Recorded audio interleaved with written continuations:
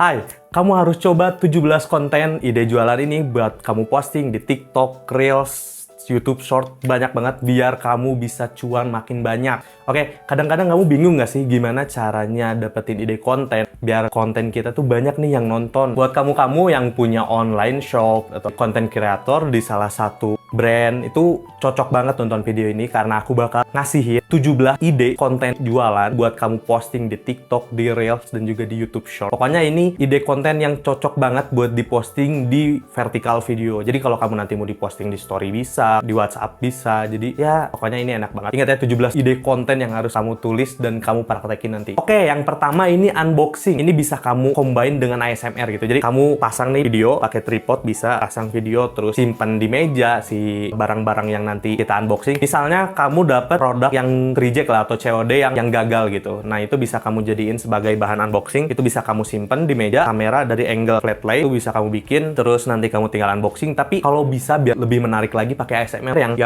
gitu, yang emang satisfying gitu buat didengar. Nah, oke, yang kedua konten packaging. Tadi kan udah unboxingnya, nah sekarang packagingnya. Jadi biar orang-orang tahu nih selama proses kamu packaging tuh kayak gimana. Dan ini sekali lagi bisa kamu combine dengan ASMR. Jadi kamu bisa pakai mic yang dideketin ketika kamu ngambil barang, misalnya box itu kamu ambil, kamu simpan, terus produknya misalnya kamu masukin ke box itu. Pokoknya semuanya sampai di print, sampai jadi aja, sampai tinggal dikirim. Nah, itu orang-orang biar lebih tertarik aja, biar tahu gitu behind the scene dari produk kamu tuh ketika di packaging kayak gimana gitu. Itu cocok banget buat kamu yang produk-produknya emang pakai packaging yang estetik, atau buat kamu yang belum estetik juga itu nggak apa-apa sih sebenarnya. Itu cocok banget pokoknya biar orang-orang tahu betapa amannya produk mereka sampai ke customer gitu. Nah, yang ketiga, kamu bisa bikin konten story dari gagal jualan. Jadi kamu bisa ceritain kegagalan kamu ketika jualan, waktu kamu pertama bisnis tuh gagal jualannya kayak gimana, kamu nawarin itu gagal jualannya kayak gimana. Jadi banyak-banyak penolakan, ataupun misalnya ada produk-produk yang di reject, atau produk-produk yang tadi yang kayak COD tapi nggak sampai dibayar, akhirnya di retur gitu. Nah, itu bisa kamu ceritain biar jadi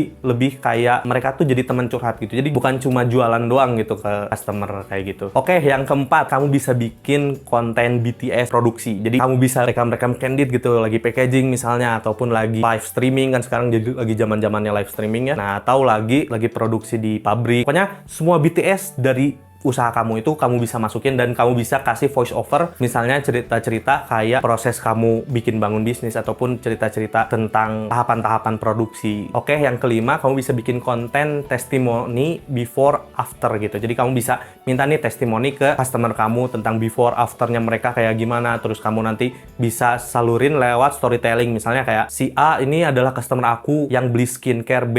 Nah, ternyata waktu dia sebelum pakai keadaan kulitnya kayak gini, terus pas udah selesai selama 2 minggu penggunaan skincare A itu makin bagus dan cantik gitu. Nah, misalnya kayak gitu, itu bisa bikin customer lebih percaya lagi ke kamu gitu. Oke, yang keenam ini menarik ya sebenarnya. Kamu bisa bikin konten yang kayak sebutannya kayak problem solving gitu. Jadi kamu bisa bangun nih hal-hal yang sebenarnya udah jadi permasalahan di bisnis kamu, tapi kamu selesaiin gitu. Contoh misalnya kayak, wah packaging habis, gimana nih nggak bisa ngirim ke customer. Nah, itu bisa kamu bikin di awal, tapi itu kamu coba tarik ke awal dulu video biar jadi hook. Jadi misal kayak ada permasalahan, customer komplain karena ukuran bajunya nggak sama, gimana nih? Nah, itu kamu bisa bikin konten kayak gitu, tapi kamu jelasin problem solving kamu tuh kayak gimana. Misal kayak abis dari situ, jadi waktu itu ada customer aku yang ukurannya salah, aku kirim. Nah, dari situ aku konfirmasi, terus aku minta video unboxingnya, lalu udah itu jelas, aku minta buat barangnya langsung dikirim balik aja ke alamat kita, dan kita ganti secara full, mau itu ongkir dan produknya. Nah, itu bisa kamu bikin konten problem solving kayak gitu. Jadi kamu bikin permasalahan yang udah kamu selesain di bisnis kamu, tapi dalam konteks itu kalau bisa dari sisi customernya juga. Misalnya customernya salah ukuran, atau customernya produk yang nggak dikirim-kirim gitu, atau customernya marah-marah gitu. Nah, itu bisa bikin, tapi usahain konten ini tuh yang udah kamu dapetin solusinya gitu.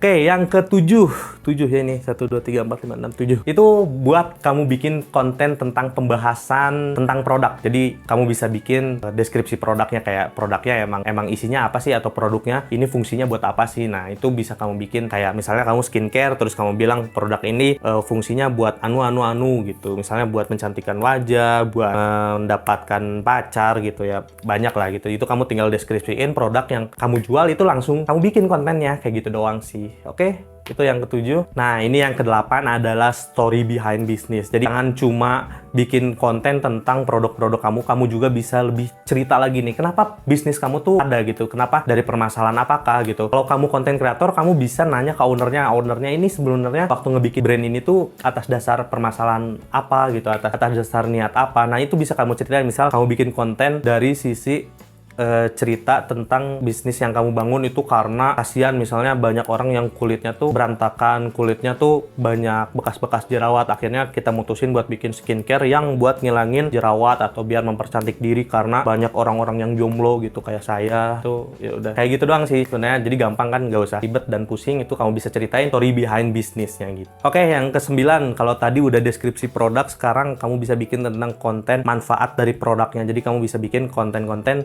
tentang produk ini manfaatnya apa sih gitu. Jadi jangan cuma dijelasin, kalau tadi kan deskripsi, nah sekarang kamu bisa bikin konten tentang manfaat produknya. Produknya misalnya manfaatnya bisa mencerahkan wajah gitu, atau mempercantik diri, ya gitulah pokoknya, bikin konten tentang manfaat produk aja. Yang ke-10, 10. Nah, itu tentang variasi produk. Kamu bisa bikin variasi produk dengan cara yang banyak banget. Bisa kamu bikin kayak daily outfit, atau kamu bisa bikin kayak mix and match. Itu kalau kamu produk-produk yang bentukannya kayak fashion, itu bisa kayak gitu. Tetapi kalau produknya yang lain kan nggak gimana, kamu bisa bikin variasi produk dengan transisi-transisi juga, itu udah cukup. Jadi pokoknya biar mereka tahu produk apa aja sih yang ada di brand kamu gitu, di all shop kamu, kayak gitu. Oke, yang 11. Yang ke-11 itu adalah tips merawat produk. Kamu bisa bikin konten tentang tips merawat produk. Misalnya produk kamu sepatu, nah kamu bisa jelasin nih sebenarnya cara ngerawat sepatu yang benar kayak gimana gitu. Bukan cuma dicuci yang direndam ataupun disikat pakai sikat WC gitu kan, enggak. Ada treatment-treatment khusus yang untuk dilakuin biar produk itu awet gitu. Jadi misalnya kalau kamu jualan kamera juga, kamu bisa ngejelasin kayak cara ngebersihin kameranya kayak gimana gitu. Itu banyak banget pokoknya, apa yang kamu punya produk itu gimana sih cara ngerawatnya gitu yang baik.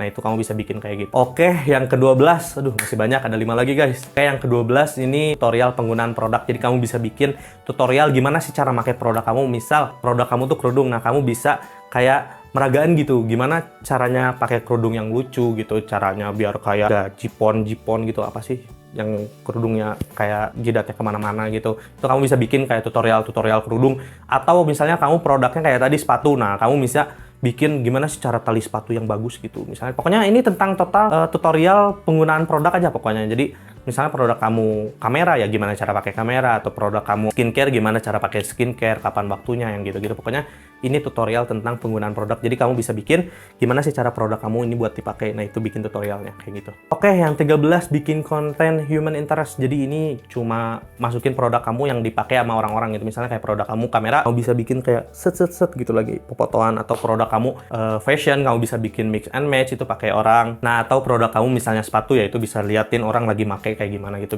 Fungsinya apa? Kenapa harus pakai human interest? Karena orang-orang bakal cenderung lebih kayak merasa ngebayangin gitu, gimana sih kalau lagi pakai produknya. Nah, itu fungsinya itu pakai human interest. Misalnya kayak pakai sepatu, nah ini orang-orang bakal gak langsung itu bakal kayak, oh gini nih kalau orang pakai sepatu ini gitu, kalau aku pakai sepatu ini nanti jadinya kayak gini. Nah, itu kayak gitu guys. Itu pentingnya buat bikin konten yang pakai human interest. Oke, lanjut. Oke, yang ke-14 itu spill next product. Misal bisnis kamu tuh udah punya produk banyak ataupun produknya baru satu, tapi mau nambah nih produknya yang lain. Misalnya baru kerudung, nah sekarang mau gamis. Nah, kamu bisa nih spill next produk. Jadi kamu bikin konten tentang nge-spill produk apa yang lagi dibuat brand kamu, baik itu baru susunan ataupun udah mau launching. Ini fungsinya apa? Biar brand tuh lebih bisa nge-awareness ke orang-orang tentang produk yang mau mereka buat. Jadi ini gak cuma nanti customer udah tahu ataupun target market udah tahu produk apa yang bakal kita launching, produk apa yang bakal kita keluarin, mereka jadi lebih awareness gitu. Nanti tinggal kita masukin ke tahap-tahap selanjutnya sampai nanti mereka bisa purchasing gitu, kayak gitu. Makanya kamu bisa bikin nih spill next project dari brand kamu gitu. 15 review produk. Kamu bisa nge-review produk kamu sendiri. Jadi misalnya tadi pakai produk